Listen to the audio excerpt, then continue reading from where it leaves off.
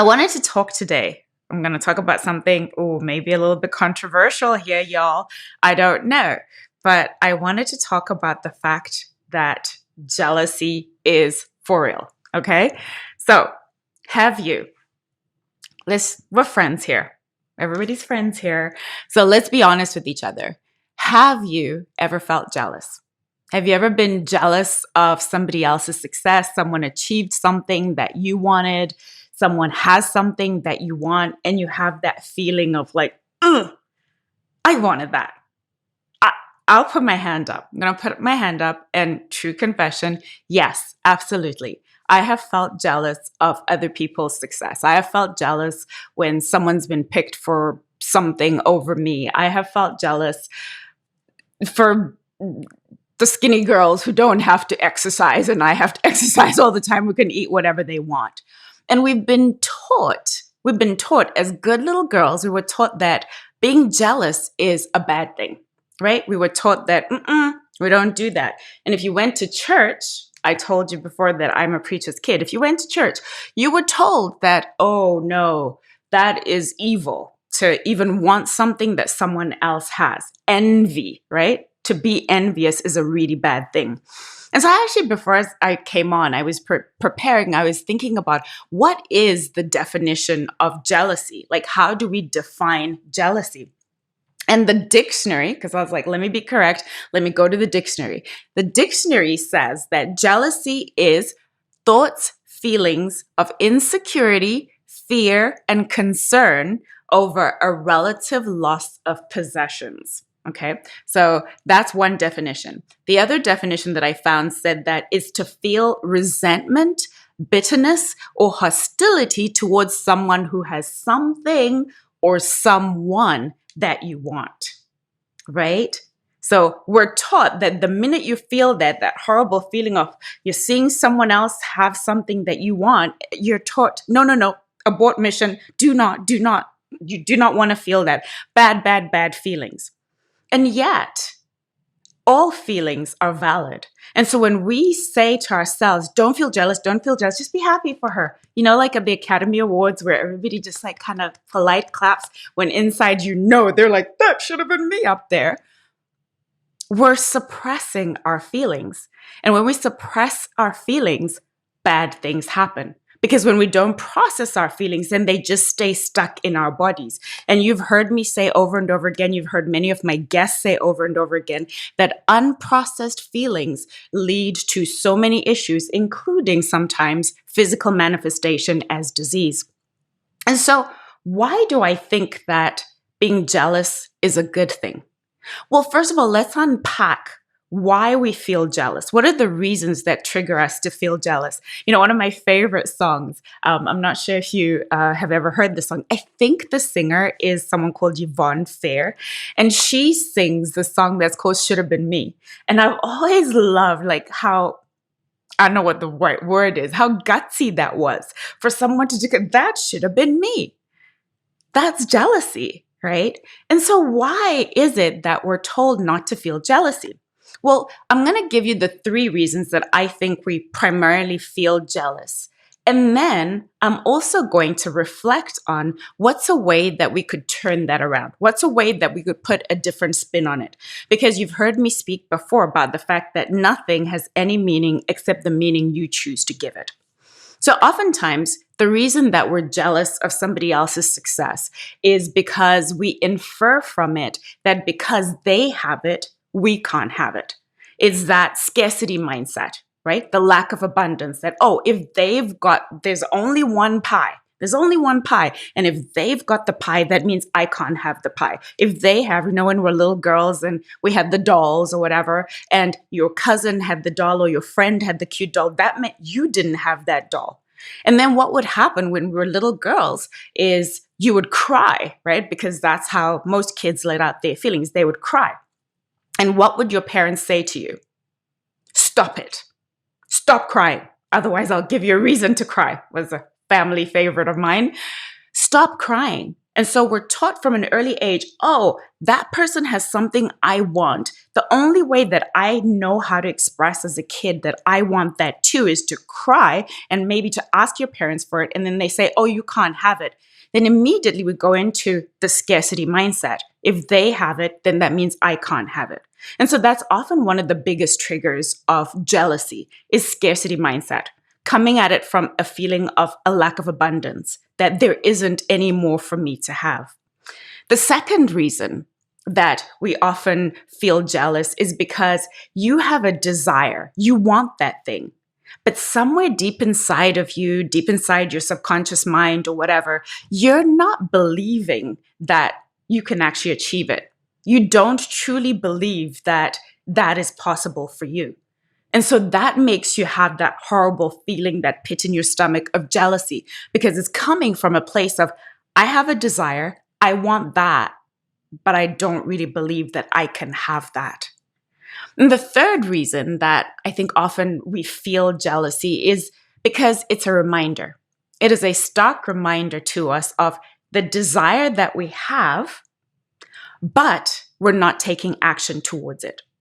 So that person is achieving something that you want, but you're not doing the daily things. You're not working towards having that. So it makes you feel bad about yourself. It's a reflection on you that they've achieved it. I should have achieved it, but oh, I'm not doing anything to achieve it. And so what I would say is it's about how can we change the dynamic of our relationship with jealousy? How can we, instead of using it or seeing it as a bad thing, recognize that all feelings, all of our feelings are like a GPS. They're a radar. They're telling you something that's there.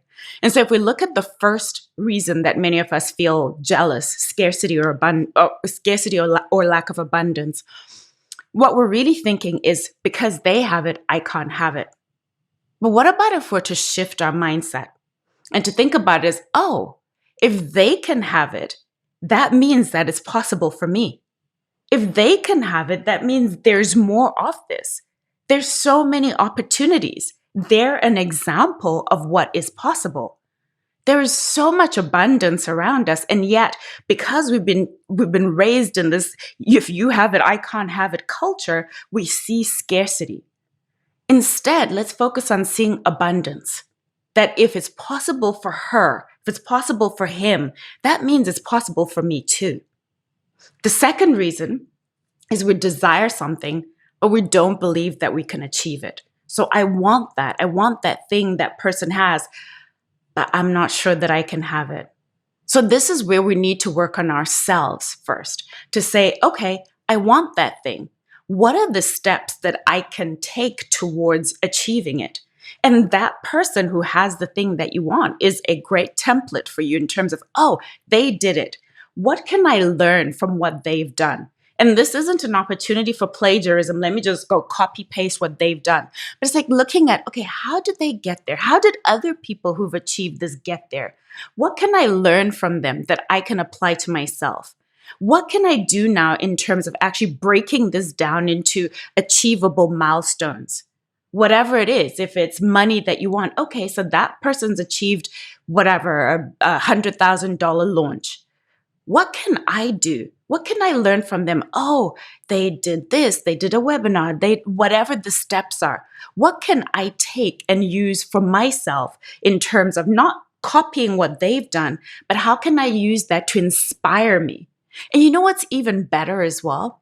Is actually reaching out to that person and saying, hey, I'm so happy for you that you achieved what you've achieved. And it's such a great indicator and such inspiration for me of what is possible. Is it possible that I could learn from you? Is it possible that you could share some tips with me? And this as well, from a fair, energetic exchange, this is something that I want to say, please, please, don't slide in their DMs and say, hey, can I just pick your brain, please? Because they spend time and effort and money to learn what they've learned. So this is an opportunity from a fair exchange perspective to say, I'd love to learn from you. Do you do coaching? Do you do mentorship? Can I pay you for an hour of your time so that you can help get me going on my journey? Use that as inspiration. And then the other reason, if it's about you don't believe in yourself, is sometimes it is a big jump to go from, oh, I don't know that I could ever achieve that, to, oh, of course I can do that. But what you can do is take small steps. You see, sometimes we're looking at, oh, the end goal. What's one step? What's the one step that I could take today towards that? One step. Because you've heard me talk about, in the work that I do as a habits coach, is that our habits really are about small daily steps. Every single day doing something. And that is how you start to believe in yourself. When you start to build trust with yourself, when you start to honor your commitments to yourself, when you start to operate from a place of integrity, when you're like, I promised myself that I would wake up early today and work on my side hustle for an hour, and you do that. That's how you start to believe in yourself. So the second thing is when you have a desire, but you don't yet believe that you can achieve it, that's what often stirs jealousy in you.